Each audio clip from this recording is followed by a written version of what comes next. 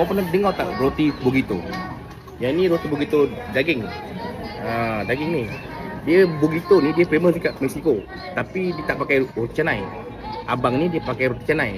Kita kan tekak Melayu, dia buat lah rasa untuk tekak Melayu. Ini roti sarang burung sama sotong. Sotong ni dia tak pakai sotong fresh.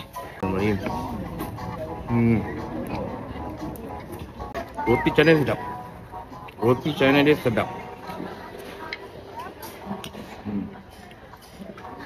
Untuk sama sotong ni dia tak berapa pedas. Dia punya pedas pun tak strong.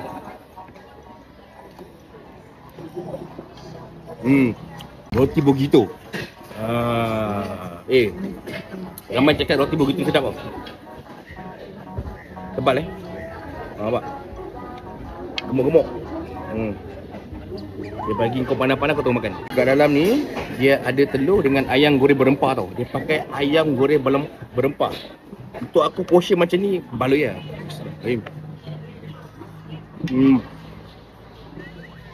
Makan seorang dah kenyang. Dia punya roti, makan roti pun sedap.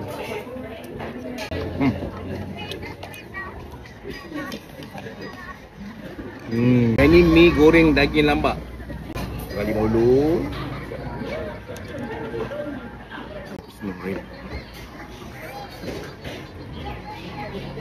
Mi goreng ni tak pedas lah. Dia pedas tapi tak strong. Sedap mi goreng dia. Mi goreng lagi lambat sedap. Memang sedap. Dia macam style mi goreng mamak lah. Style dimasak ni macam mi goreng mamak.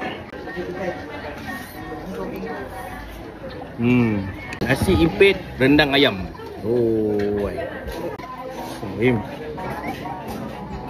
Biasa. Rasa dia biasa. Lontong ayam berempah. Bismillahirrahmanirrahim.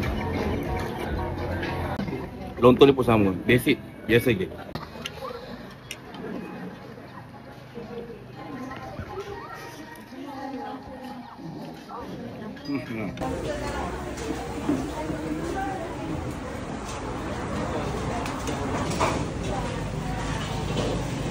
Kalau tadi kau always roti terbang Poji.